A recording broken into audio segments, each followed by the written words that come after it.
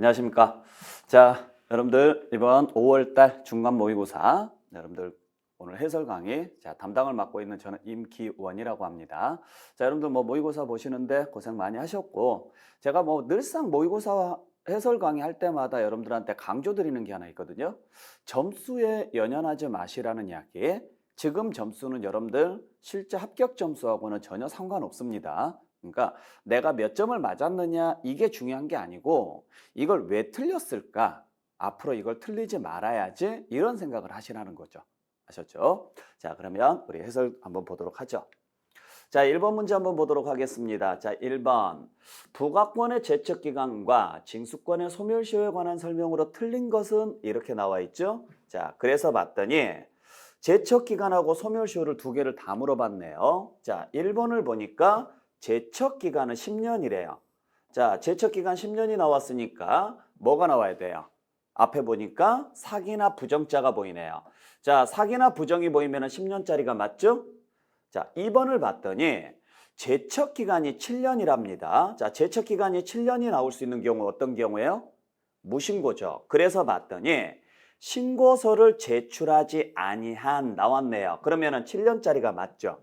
근데 딱 하나 좀 주의하셔야 될 게 하나 있어요. 뭘 좀 주의를 좀 하셔야 되느냐면, 우리가 무신고인 경우에는 7년이 제척기간입니다. 근데 그게 요게 원인이면, 상속이나 증여가 원인이 됐을 때는 그때는 7년이 아니라 몇 년이냐면 10년으로 가요.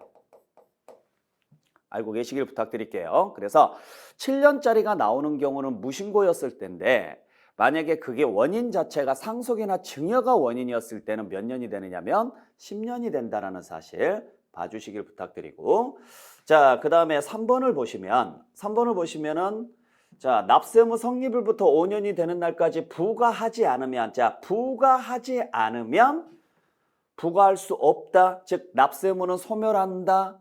아, 제척기간을 물어봤구나. 근데 몇 년이 나왔어요? 5년이 나왔죠.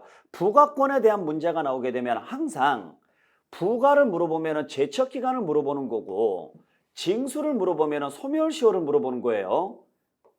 이야기 자체가 완전히 달라지죠? 자, 그랬을 때 우리가 부가권이 나왔기 때문에 5년이 지금 나왔습니다. 이건 제척기간이다라고 보시면 되는데, 제척기간이 10년짜리가 있고 7년짜리가 있고 5년짜리가 있어요. 근데 사기나 부정자가 보이면 10년, 무신고가 보였을 때가 7년. 아무 말이 없다. 이런 말이 없다. 사기나 부정이나 무신고가 없다. 그러면 5년이죠.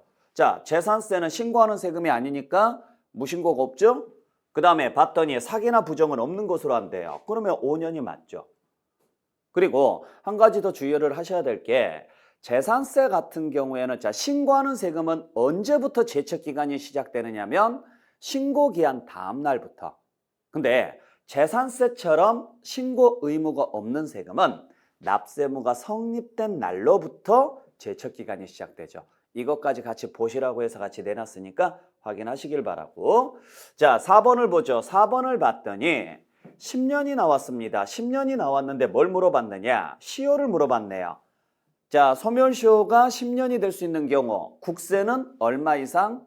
5억 원 이상, 지방세는 5천만 원 이상이죠. 그래서 봤더니 지방세가 주어졌네요. 5천만 원 이상 맞죠? 그 다음에 5번에 봤더니 자, 시효가 뭐가 된대요? 중단된대요. 우리 소멸시효가 중단될 수 있는 사유가 있죠. 징수권을 행사하면 소멸시효는 중단이 되죠. 즉 다시 말해서 고지서를 보낸다거나 독촉장을 보낸다거나 최고장을 보낸다거나 청구를 한다거나 압류를 하게 되면 다 돈 달라고 하는 사유니까 여기에 해당하게 되면 시효는 중단이 되는 거죠. 자, 그래서 여기까지 여러분들 보시면 되는데, 자, 이쪽으로 잠깐 넘어와서 여러분들 다시 한번 좀 정리를 좀 해볼게요. 자, 우리가 제척기간은 5년, 7년, 10년, 15년짜리가 있죠. 그랬을 때 사기나 부정이 나온다. 사기나 부정이 나왔을 때하고 무신고였었을 때하고 그 외에 나머지로 나누었을 때, 우리가 지방세 같은 경우에는 사기나 부정 행위가 10년, 무신고가 7년, 그 외에 나머지는 5년입니다. 5년이에요. 그 다음에 국세 같은 경우에도 마찬가지입니다. 국세도 똑같습니다. 사기나 부정한 행위는 10년이고 무신고는 7년이고 그 외의 나머지는 5년이에요. 근데 국세 중에서 딱 두 개, 상속세하고 증여세 한에서는 사기나 부정행위가 15년짜리고 무신고가 15년짜리고 그 외에 나머지가 10년짜리예요. 자, 그래서 여러분들이 일단 기억을 좀 하셔야 될 것은 기본 사항은 알고 계시라고요. 5년, 7년, 10년이라는 거. 그러면은 1번 지문 같이 사기나 부정자가 나왔다. 그러면 10년이 기본이죠. 자, 그 다음에 2번 같이 신고서를 제출하지 않았다. 그러면 7년이 가야 되는데 요 7년짜리 중에 예외가 하나 있어요. 10년짜리가 하나 있어요. 요게 뭐냐면 요게 상속이나 증여를 원인으로 해서 취득했을 때요. 상속이나 증여를 원인으로 취득했을 때는 요게 몇 년짜리냐면 10년짜리예요. 자, 그러니까 이렇게 보시면 돼요. 상속을 받으면 무슨 세금을 내야 되느냐면 일단 취득세를 내야 돼요. 그 다음에 상속세도 내야 돼요. 근데 이걸 신고를 안 했어요. 신고를 안 하면 취득세는 몇 년까지 부과를 할 수가 있느냐면 7년까지 부과를 할 수가 있고 지방세니까. 그 다음에 상속세는 몇 년까지 부과할 수 있느냐면 15년까지 부과가 가능합니다. 자, 원래 7년이 돼야 되는데 상속세는 재산을 찾는 시간이 좀 필요하다 그래서 15년으로 가요. 너무 격차가 많이 나잖아요. 그래서 안 되겠다. 지방세도 좀 길게 가자 그래서 얘를 10년으로 가는 거예요. 이 정도 여러분들 확인 좀 해주시길 부탁드릴게요. 자, 다음 문제로 가겠습니다. 2번 문제. 자, 취득세 납세의무자에 대한 설명으로 틀린 것은 했습니다. 다들 기억하고 계시겠죠? 자, 다시 한번 정리하죠. 사실상 취득이었을 때는 사실상 취득자, 상속일 때는 상속인 각자, 신탁재산으로서 위탁자 지위가 이전이 되면 새로운 위탁자, 조합원용 부동산은 조합원, 대여가 나오면 대여업자, 그 다음에 수입이 나오면 수입하는 자, 운수업체 명의로 등록했지만 취득대금을 지급한 자가 따로 있으면 취득대금을 지급한 자, 주체구조부 취득자 외의자가 가설을 했으면 주체구조부 취득자, 지목 변경을 통해서 가액이 증가했으면 변경 시점의 소유자, 정원을 토지에다가 설치했으면 토지 소유자, 건축물을 건축하면서 정원을 설치했으면 건축물 취득자, 주식을 취득을 해서 과점주주가 됐으면 과점주주죠. 자, 그러면은 1번부터 한번 보죠. 자, 건축물을 취득한 자가 그랬습니다. 그래서 봤더니 정원이 보이는데 어디에다가? 건축물입니다. 건축물이니까 건축물이 맞죠. 그 다음에 2번을 봤더니요. 새로운 위탁자가 취득한 것으로 본다. 위탁자의 지위가 이전이 됐을 때 맞죠? 그 다음에 3번을 보니까 자 3번을 보니까 뭐라고 돼 있느냐면 결론이 유상으로 본대요. 유상으로. 근데 봤더니 뭐가 나와 있어요? 부담부 증여가 나왔죠. 그러면은 부담부 증여에서 유상으로 보는 경우는 어떤 부분이에요? 채무액에 상당하는 부분이죠. 자, 그래서 봤더니 채무액에 상당하는 부분입니다. 그러면 유상이 맞죠. 여기까지는 맞는데 문제는 단서가 하나 붙어서 그래요. 그 거래를 누구랑 했느냐? 배우자나 직계존비속과 하게 되면 채무 부분도 유상으로 보지 아니하고 증여로 가죠.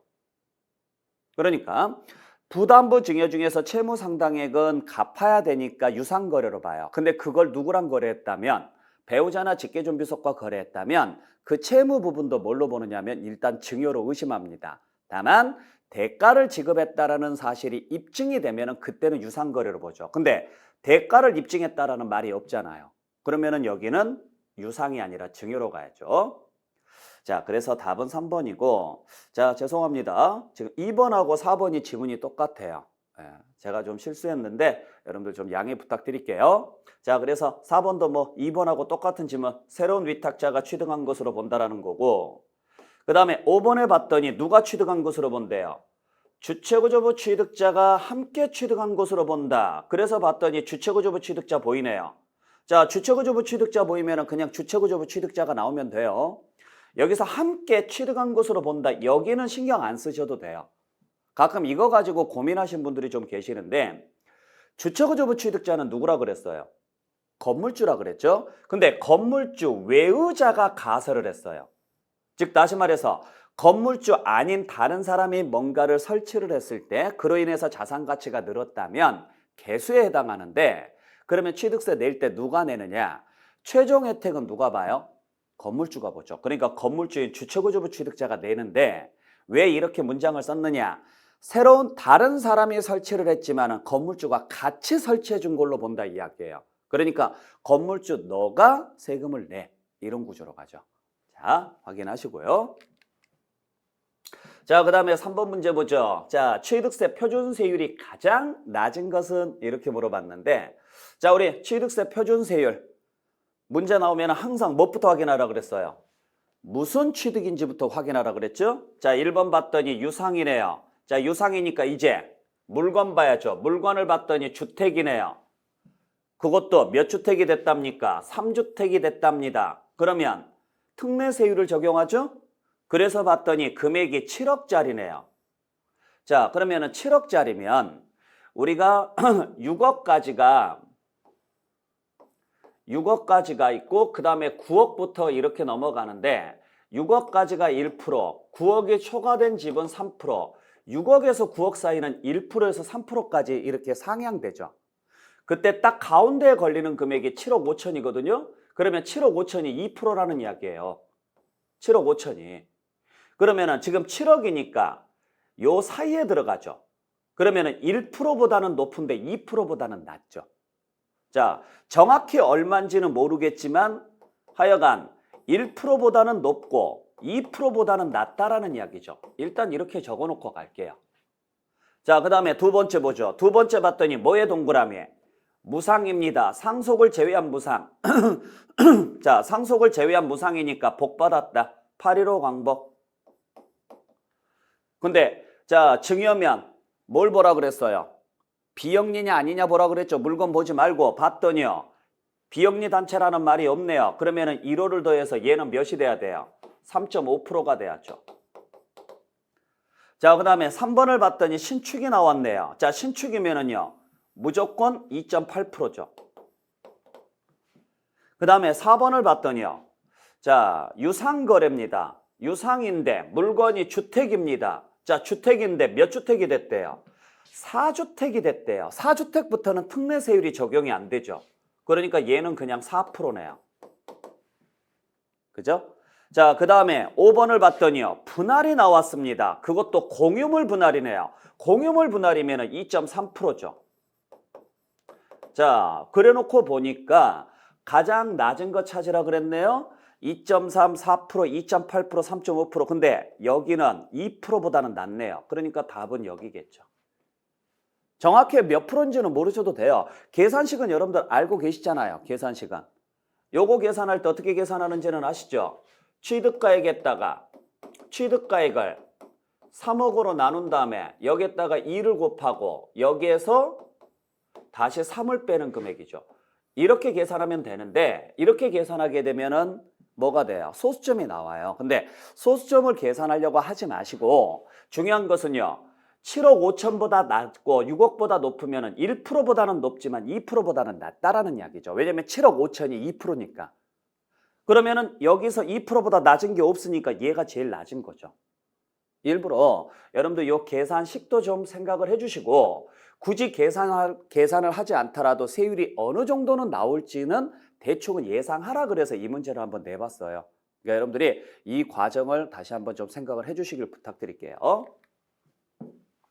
자, 그 다음에 4번. 자, 틀린 것은 했습니다. 취득세 문제인데. 자, 1번 봤더니 자, 1번 주의하시기 바랍니다. 1번 지문은 여러분들이 잘 좀 알고 계셔야 될 것 같은데, 자, 뭘 물어봤느냐 하면은 과표를 물어봤어요. 근데 무슨 금액으로 간대요? 확인된 금액으로 간대요. 자, 과세 표준을 물어봤습니다. 근데 부동산 거래 신고에 관한 법률에 의해서 검증이 이루어졌대요. 그러면 우리는 당연히 무슨 가액으로 가야 돼요? 사실상 취득 가격으로 가는 게 맞죠? 문제는 그 사실상 취득 가격에 올해부터 적용되는 제도가 있죠. 세무서장이라든지 또는 지방국세청장으로부터 통보받은 자료 또는 제6조에 따라서 조사 결과에 따라서 확인된 금액보다, 그러니까 다른 조사 결과에 따라서 확인된 금액보다 적잖아요. 그러면 원래는 요 사실상 취득 가격 자체가 5억으로 신고가 되어 있었는데 다른 조사 결과에 따라서 확인된 금액이 6억이다. 그러면은 그때 과세 표준은 5억으로 갈 거냐 6억으로 갈 거냐? 당연히 6억으로 가야죠. 왜냐하면 세금을 적게 내려고 일부러 신고한 걸로 보니까. 자, 그래서 여러분들이 이거 꼭 주의하셔야 돼요. 1번은 맞는 문장인데 여러분들이 주의하셔야 될 게 국수공판장이나 부동산 거래 신고에 관한 법률에 의해서 검증이 이루어지면 그 검증된 금액은 사실상 취득 가격으로 인정을 받죠. 문제는 그 사실상 취득 가격으로 인정되는 이 금액이 요게 이제 부동산 거래 신고에 관한 법률 때문에 지금 문제가 생기거든요. 이 금액이 세무서장이라든지 즉 나한테 판 사람인 그 양도자를 조사해서 나온 금액이라든지 또는 부동산 거래 신고에 관한 법률 제6조에 의해서 따로 조사를 할 필요가 있을 때는 조사를 하는 경우가 있어요. 그 조사를 통해서 확인된 금액보다 적었다면 아무리 인정을 해줬어도 그 금액을 과표로 하지 않는다. 확인된 금액으로 간다. 자, 요게 올해부터 시행되는 제도니까 주의하시라고 그랬습니다. 다시 한번 말씀드리지만 만약의 경우에 부동산 거래 신고가 나왔어요. 그러면 사실상 취득 가격으로 가셔야 돼요. 단 요 단서가 붙어요. 조사 결과에 따라서 확인된 금액보다 적었다라는 단서가 붙어요. 적은 경우에도 그 사실상의 취득 가격으로 한다 그러시면 안 되고요. 그때는 요 확인된 금액을 과세 표준으로 한다. 꼭 기억을 좀 해주시길 부탁드리고. 자, 2번도 좀 주의하셔야 돼요. 2번도 주의하셔야 될 게 뭐냐면 취득 시기를 물어봤는데 우리 건축은 언제가 취득이래요? 사용 승인서예요. 근데 사용 승인서를 받기 전에 내주기 전에 임시 사용 승인을 받으면 임시 사용 승인으로 가거든요. 근데 요거 하나는 좀 기억하세요. 사용 승인서나 임시 사용 승인서를 받을 수 없다 이렇게 단서가 나올 거예요. 나오면 그때는 사실상 사용한 날이 아니라 사용이 가능한 날하고 사실상 사용이라고 그중에서 빠른 날로 간다라는 거. 요 가능한 날 요것도 좀 주의를 좀 해주시고요. 이 파트 좀 보시라고 해서 일부러 내놨으니까. 자, 그 다음에 3번에 봤더니 납세지를 물어봤는데 무슨 단서가 붙습니까? 납세지가 분명하지 않대요. 납세지가 분명하지 않으면 물건 소재지로 가야죠. 맞죠? 자, 4번에 봤더니 뭐 한대요? 취득세를 부과하지 않는데요. 그래서 봤더니 뭐가 나왔습니까? 임시건축물이 나왔네요. 자, 임시건축물이 과세가 되는 경우는 딱 두 개. 어떤 경우? 1년을 초과했거나 사치성 재산으로 이용을 해야 되는데 아무리 찾아봐도 1년 초과라는 말 없고 그 다음에 사치성 재산은 제외한다 그랬으니까 비과세가 맞죠. 자, 그 다음에 5번에 봤더니 100분의 80이 보이네요. 자, 100분의 80을 곱한 금액을 세액으로 하여 보통징수로 징수한다. 우리 취득세에서 80이 나올 수 있는 경우는 어떤 경우예요? 중과산세죠. 그래서 봤더니 단서가 취득세 과세 물건을 사실상 취득한 후에 신고하지 아니하고 매각했다. 자, 세 가지 단서가 동시에 다 나왔습니다. 일단은 취득세 과세 물건이어야 됩니다. 두 번째는 사실상 취득이어야 됩니다. 세 번째는 신고하지 아니하고 매각해야 됩니다. 요 세 가지 요건이 다 나오면 그때는 무신고 가산세가 아닌 중과산세 80%가 붙죠. 단 주의해야 될 것은 가산세니까 과세 표준의 80%가 아니고 산출세액의 80%가 돼야죠. 요거 가지고 장난칠 수 있는 경우가 있어서 그래요. 그래서 여러분들이 꼭 이것도 확인을 좀 해주시길 부탁드릴게요. 자, 그 다음에 5번 문제 보겠습니다. 자, 5번 문제 보니까 등록면허세 문제인데 자, 틀린 것은 했습니다. 1번 봤더니요. 1000분의 15가 나오네요. 자, 숫자 나오면 숫자부터 보세요. 아, 세율 문제구나. 그래서 봤더니 상속이 나왔네요. 상속은 15가 아니죠. 8이 나왔어야죠. 우리 상속일 때는 0.8을 더해서 2.8이었죠. 취득세에서 증여였을 때가요. 3.5였죠. 등록면허세는 2% 빼고 들어가는 거니까. 그러니까 상속이면은 취득세에서 2 더하기 0.8이었잖아요. 등록면허세에서는 0.8만 적용해야 되니까 8이 나와야죠. 틀렸고. 자, 2번 봤더니요. 무슨 단어가 딱 눈에 띄세요? 그쵸? 이 단어 보입니다. 감가상각 딱 보이죠? 그러면 딱 한 문제밖에 없어요. 변경 전의 금액으로 가느냐, 변경 후의 금액으로 가느냐. 변경 후의 금액으로 간다. 변경된. 맞죠? 자, 3번에 봤더니 뭐 한대요? 부과하지 않는데요. 그래서 봤더니 묘지가 나왔네요. 자, 묘지는 어디에서? 취득세에서만 과세. 등록면허세, 재산세는 다 비과세. 자, 문제가 등록면허세니까 비과세가 맞죠. 만약에 이게 취득세에서 나왔으면 과세라고 해야죠. 자, 그 다음에 4번을 봤더니 신고하고 납부하래요. 그래서 봤더니 언제까지? 전까지. 등록면허세는 등기하기 전까지 신고하고 납부하는 거니까. 만약에 등기 후에 중과 대상이 되거나 비과세가 부과 대상이 되거나 경감받은 후에 추징 대상이 됐다. 그랬으면 60일이 나와야죠. 근데 그런 말 없이 뭐 하려고 한다? 등록을 하려고 한다? 자, 그냥 등록을 하려는 자는 이렇게 나왔으니까 등기하기 전까지죠. 맞고. 5번에 봤더니요. 채권 금액으로 간대요. 그래서 봤더니 채권 금액이 없대요. 채권 금액이 없으면 뭘로 간다? 채권의 목적이 된 것에 가액으로 한다. 맞는 이야기래요. 자, 그래서 답은 1번이고. 자, 6번부터는 이제 재산세 문제입니다. 자, 재산세 납세 문제 굉장히 중요한 파트죠? 자, 다시 한번. 재산세 납세 문제는 원칙이 사실상 소유자, 공유재산일 때는 지분권자, 지분 표시가 없으면 균등. 그 다음에 신탁재산은 수탁자, 채비지나 보류지는 사업시행자, 신고하지 아니하여가 나오면 공부상 소유자, 상속인데 등기하지 아니하고 신고하지 않았으면 주된 상속자, 귀속이 분명하지 아니하여가 나오면 사용자, 수입이 나오면 수입하는 자. 연대납세 뭐 있다 없다? 없다. 자, 보죠. 자, 1번 봤더니 지분권자가 나왔습니다. 공유재산 맞죠?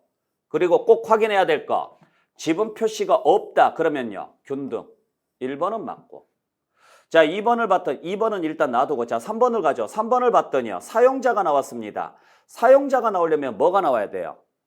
귀속이 분명하지 아니하여가 나와야 되는데 신고하지 아니하여 이게 나왔네요. 신고하지 아니하여가 나왔으면 사용자가 아니고 공부상 소유자가 돼야죠. 3번을 봤더니요. 공부상 소유자가 나왔습니다. 그래서 봤더니요. 신고하지 아니하여 맞고 4번에 봤더니 수입하는 자가 나왔네요. 수입하는 자 맞죠? 아시겠죠? 자, 특히 여러분들이 잘 보셔야 될 게 신고하지 아니하여가 나왔을 때하고 귀속이 분명하지 아니하여가 나왔을 때하고 이거 구분 잘 해주시라고요. 그 내용만 좀 주의하시면 되고 자, 2번 같은 경우 보시게 되면 물건이 주택을 줬습니다. 자, 주택을 줬는데 납세무자를 물어봤어요. 근데 보니까요. 건물과 토지의 소유자가 다르대요. 그러면 소유자가 2명이라는 거죠? 그 둘 중에 누가 납세물을 지느냐? 둘 다 납세물을 지라고요. 그때 무슨 비율로 나누어서? 산출세액을 시가 표준액 비율로 나누어서. 아시겠죠? 다시 한번 확인해 주시고. 자, 그 다음에 7번에 재산세 과세표준과 세율에 관한 설명으로 옳은 것은 했습니다. 자, 1번 봤더니 뭐가 딱 눈에 띄어요? 70. 아, 과표 문제구나. 그러면 일단 70이 나왔으니까 물건부터 봐야죠. 토지. 70 맞죠? 주택이 나오면 안 되죠. 주택은 70이 아니라 60이죠. 1번은 틀렸네요. 자, 2번을 봤더니요. 4단계 누진세가 나왔네요. 4단계 누진세가 나올 수 있는 것은 주택밖에 없죠. 물건 확인하죠. 주택 맞죠. 앞에 고급자가 붙든 안 붙든 신경 쓰지 마시고요. 그 다음에 3번을 봤더니요. 세율 적용 문제가 나왔네요. 그래서 물건을 봤더니 주택인데 자, 주택 문제가 나왔을 때는 딱 2개 줍니다. 세율 적용 문제가 나올 때 집을 2채를 줘요. 그러면 합산한다 안 한다? 안 한다. 대신 토지 건물을 줘요. 그러면 합산을 한다. 자, 집을 2개 주면 합산하지 마시고 토지 건물을 주면 합산하시고 봤더니 집을 2개 줬어요. 토지 건물을 줬어요. 2명 이상이 공동으로 소유하는 경우 뭐 이런 식으로 지금 줘놓고 뭘 줬느냐? 다른 건 안 줬네. 집을 2개 준 건 아니죠. 자, 집이 하나인데 2명 이상이 공동으로 소유하고 있대요. 그러면은 납세무자별로 구분해서 계산해야 돼요? 아니죠. 그냥 주택별로 계산해야죠. 주택별로. 그래서 집이 2개다 이런 말이 아니면은 자, 요건 지금 집이 2개인 게 아니에요. 집이 하나인데 그 하나의 소유자가 2명 이상이 들어가 있어요. 상관없어요. 소유자가 몇 명이 들어가든지 간에 관계없이 집은요. 하나로 계산을 해서 어떻게 한다? 납세무자별로 구분하지 마시고요. 그냥 집 전체를 하나로 줘보고 거기에다가 세율을 곱해야죠. 잘 보시길 바랍니다. 자, 그 다음에 4번을 봤더니요. 100분의 50 범위에서 가감할 수 있대요. 무슨 세율은? 표준세율은 맞죠? 문제는 항상 재산세에서 이 문제가 나오면 뒤에 단서. 가감한 세율은 언제까지 적용한다? 해당 연도까지만 적용하죠. 해당 연도에만. 5년간 적용하는 경우는 어떤 경우인지 아시죠? 과밀억제권역 내 공장을 지었을 때 그 공장 건축물에 대한 중과세가 5년이고 표준세율에 대한 50% 가감 조정은 그 해만 적용하는 거고. 자, 그 다음에 5번에 봤더니 1000분의 2가 적용된답니다. 즉 0.2%짜리라는 거죠. 그래서 봤더니 뭐예요? 자동차 운전면허 학원용으로 사용하는 토지래요. 그러면 이건 무슨 토지에 해당해요? 별도합산이죠. 별도합산이면은 뭡니까? 3단계 누진세가 적용이 돼야죠. 3단계 누진세. 0.2%가 아니라. 우리 0.2%짜리는 농지, 목장, 0.2%짜리는 공장, 염전, 터미널 이런 것들이 있었죠. 다시 한번 확인하시고요. 자, 마지막 8번 문제 보겠습니다. 재산세 부가징수에 관한 설명으로 틀린 것은 했는데 자, 1번 봤더니 뭐가 보이세요? 7월이 보였네요. 그것도요. 10만 원일 때 한꺼번에 징수한대요. 자, 한꺼번에 징수한다. 7월 달에 한꺼번에 징수할 수 있는 것은 일단 물건, 주택만 되죠? 그것도 얼마 이하? 20만 원 이하입니다. 10만 원이니까 20만 원 이하죠. 맞죠? 자, 그 다음에 2번에 봤더니요. 자, 재산세를 징수하지 않는데요. 그래서 봤더니 1,500원입니다. 2,000원 미만이면 재산세 징수한다, 안 한다? 안 한다. 맞죠?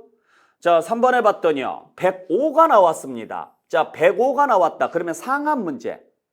105가 나올 수 있는 상한은 물건부터 봐야죠. 주택이고 그게 얼마? 3억 원 이하. 맞죠? 자, 4번에 봤더니요. 분할 납부할 수 있대요. 근데 500만 원이 주어졌네요. 자, 여러분들 재산세 분할 납부가 얼마예요?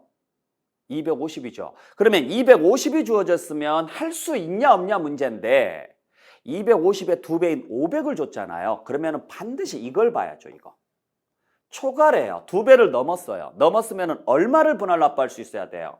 500만 원 초과분이 아니라 전체 금액의 50% 이하의 금액을 분할 납부할 수 있어야죠. 잘 봐야 돼요. 그 다음에 5번에 봤더니요. 물납을 물어봤죠? 자, 물납 나왔으니까 단서 3개. 일단 얼마 초과? 1,000만 원 초과. 두 번째는요. 관할 구역에 있는, 세 번째는 부동산. 요 3개 동시에 봐야죠.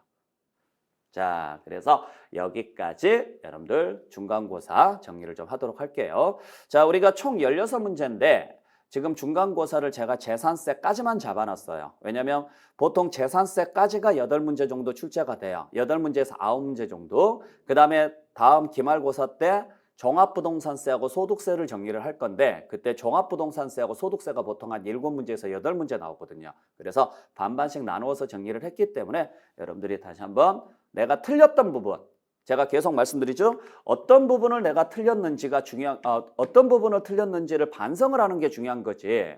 점수가 몇 점이 나왔느냐는 그렇게 중요한 내용이 아니에요. 그러니까 몰라서 틀린 것은 상관없습니다. 정리하시면 돼요. 근데 알았는데 놓치고 가는 부분에 대해서는 이게 사람이 습관이라는 게 되게 무섭거든요. 한번 잘못 들인 습관이 계속적으로 누적이 되면 그걸 고치는 게 쉽지가 않아요.